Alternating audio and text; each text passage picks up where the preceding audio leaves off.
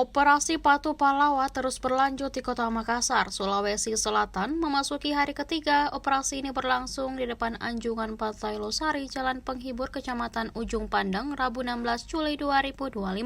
Pantauan tribun di lokasi, petugas tampak menjaring sejumlah kendaraan yang melanggar secara kasat mata. Pelanggar yang terjaring didominasi pengendara roda 2 atau motor, ada yang terjaring tidak mengenakan plat kendaraan dan merokok sambil berkendara. Ada juga karena tidak mengenakan helm. Bribda Mahir pun hanya memberikan teguran dan meminta pelanggar itu memasang kembali platnya.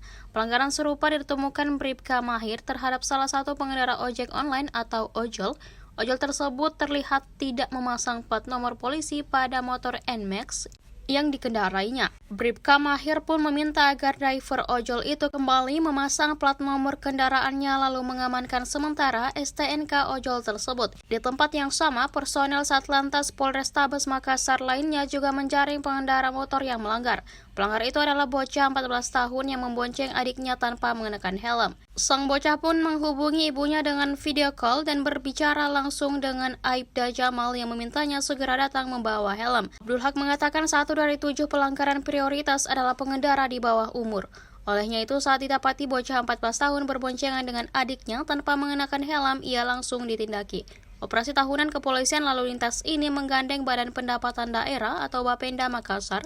Alhasil puluhan kendaraan yang mati pajak terjaring. Pelanggar pajak kendaraan itu didominasi kendaraan roda 4 atau mobil, mulai dari mobil multipurpose vehicle atau MVP atau mobil multiguna SUV Sport Utility Vehicle hingga MPV premium atau mobil mewah sekelas Alphard. Bahkan mobil Alphard hitam generasi pertama itu disebut menunggak pajak hingga 40 juta. Kepala UPTD Samsat Makassar Iyarham Yasmin yang ditemui di lokasi mengatakan, dari pukul 9 hingga 11:30 waktu Indonesia Tengah sudah terdapat 90 mobil melanggar pajak terjaring.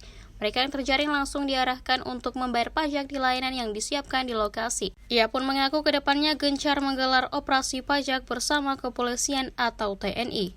Tidak ini kita tetap melaksanakan penindakan dengan humanis pada para pelanggar lalu lintas yang sekiranya di depan kasat mata melanggar rambu-rambu ataupun aturan-aturan dalam berlalu lintas. Ada tadi seperti anak-anak bawa sepeda motor, ya, tidak jenis pelanggaran yang terjaring, Pak. Ya, betul. Itu prioritas pada saat pelaksanaan operasi Patu Pallawa ini. Salah satunya pengendara di bawah umur harus ditindak, walaupun itu sebagai teguran, tetap kita akan laksanakan penindakan.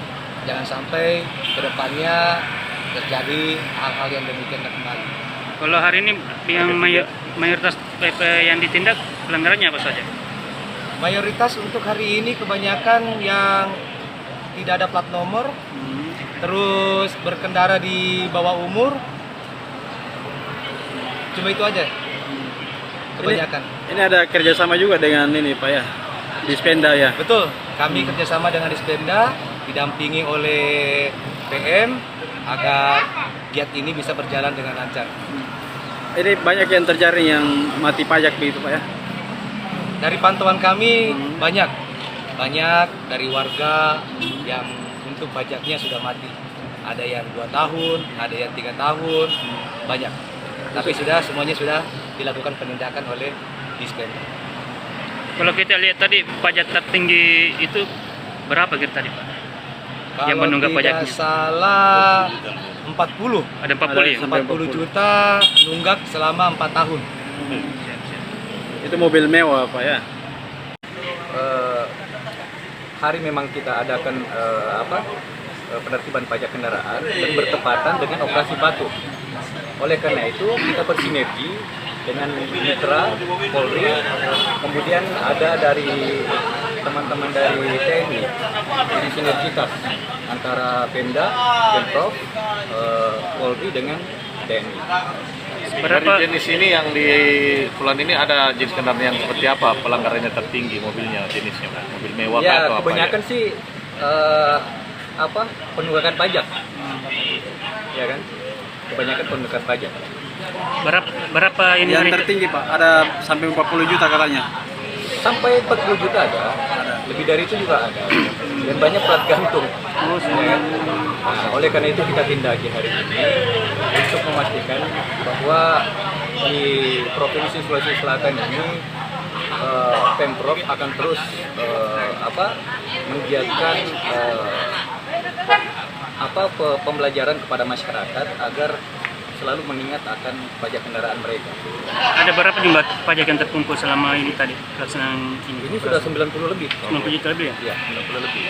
Kemudian minggu kemarin juga kita ada penertiban pajak kendaraan, itu sampai kita sekitar 600 juta kalau nggak salah. Ya kurang lebih 600 juta. Berarti memang selama ini Pak, di Makassar banyak penunggak pajak yang ini. Banyak. Oleh karena itu kita mengingatkan bahwa pajak itu adalah sedikit memaksa. Oh, siap. Ya kan? Jadi percuma beli kendaraan kalau tidak bisa bayar pajak, Bos. Siap. Oke, siap. Bang, nama tak Pak? Nama? Nama lengkap Pak? Saya Yarham Yasmin, Jabatan tak?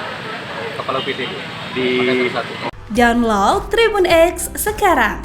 Menghadirkan lokal menjadi Indonesia.